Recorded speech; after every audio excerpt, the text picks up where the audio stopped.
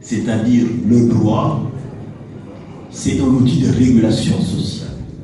Si les sociétés humaines ont cru nécessaire de se doter de règles de régulation, c'est parce que tout simplement, c'est un moyen pour les sociétés, surtout en démocratie, la démocratie postule forcément le conflit, c'est même le moteur. Mais le plus important en démocratie, c'est que, quel que soit le degré de désaccord, ça doit toujours se résoudre pacifiquement. Aujourd'hui, ce qui inquiète par rapport à l'État du Sénégal, c'est que l'État en tant que tel, on a une sorte de résistance abusive.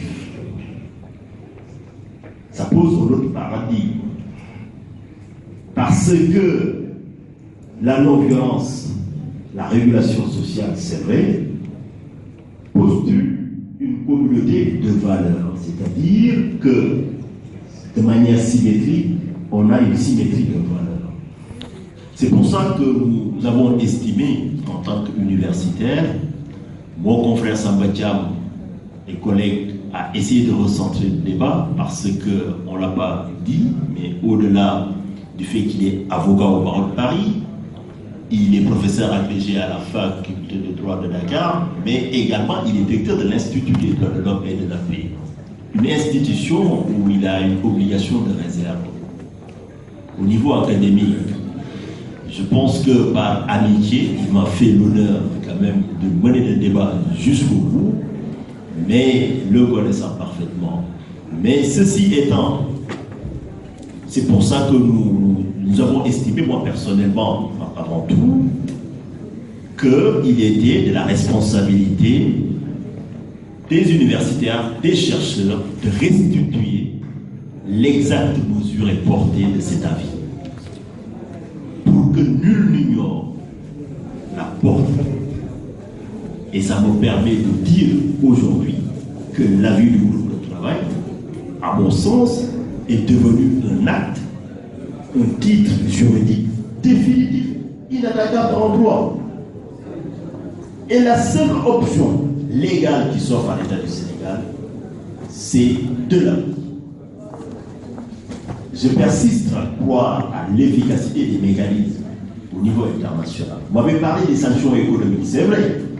Mais n'oublions pas que ce qu'on est en train de faire, la publicité, ça y procède.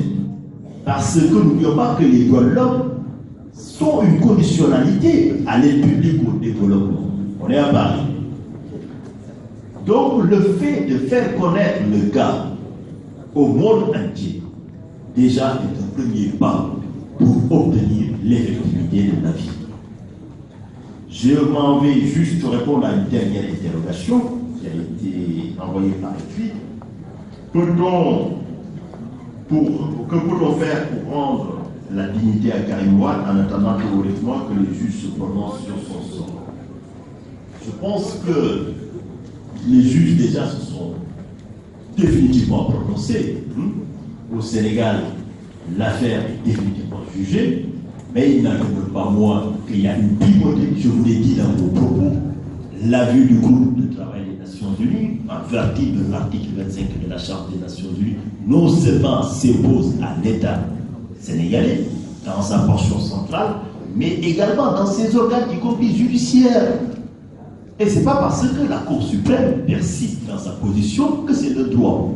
Le droit sénégalais n'a pas plus de poids que le droit international. Donc aujourd'hui, le seul référent, quand on parle de cette affaire, doit et devra rester l'avis du groupe de travail des Nations Unies. Voilà les précisions que je tenais à apporter et vous remercie en tout cas de votre présence. Et sans plus tarder, je vais remettre la parole au modérateur.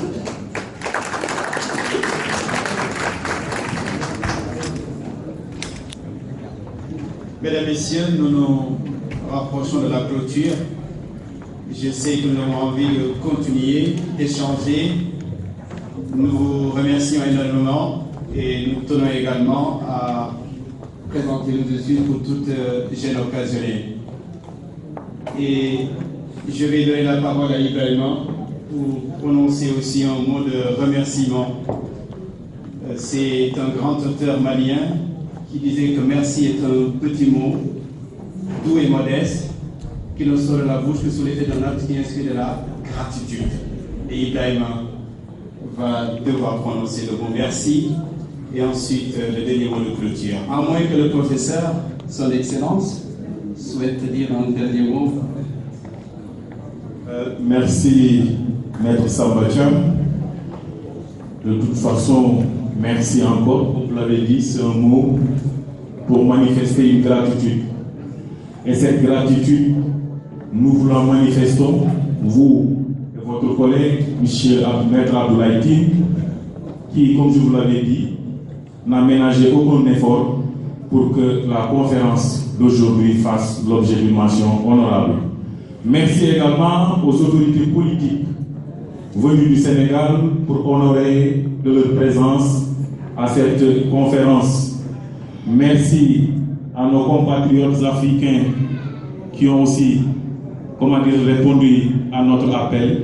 Merci à tous les Sénégalais et à toutes les Sénégalaises. Et nous vous disons que la conférence d'aujourd'hui n'est que le début d'autres conférences qui intéresseront les thèmes comme la démocratie, la justice, la question des droits de l'homme, aussi bien au Sénégal qu'en France. Merci, merci, merci. Un grand merci à la presse aussi.